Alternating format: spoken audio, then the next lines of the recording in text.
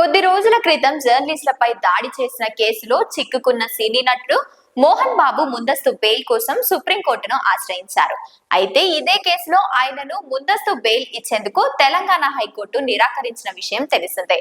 దీంతో ఆయన తాజాగా సుప్రీంకోర్టును ఆశ్రయించారు. సోమవారం ఈ పిటిషన్ పై జరిపిన సుధాంశు దులియా, జస్టిస్ ప్రశాంత్ కుమార్ మిశ్రా విచారణ జరిపారు.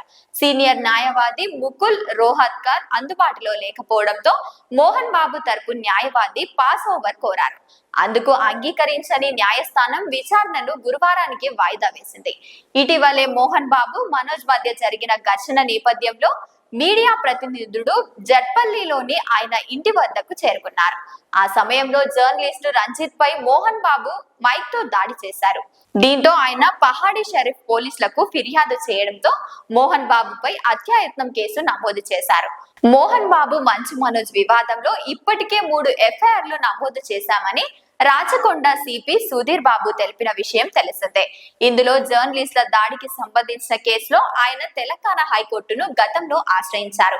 అయితే డిసెంబర్ 24న పోలీసుల ముందు హాజరు కావాలని కోర్టు జారీ చేసిన ఆదేశాలను ఆయన ఉల్లంఘించడంతో ఆయనకు ముందస్తు బెయిల్ ఇవ్వబోమని న్యాయస్థానం తెలిపింది. దీంతో ఆయన సుప్రీంకోర్టును ఆశ్రయించారు. నేడు ఆయన దాఖలు చేసుకున్న ముందస్తు బెయిల్ పిటిషన్ పై విచారణ జరగనుంది.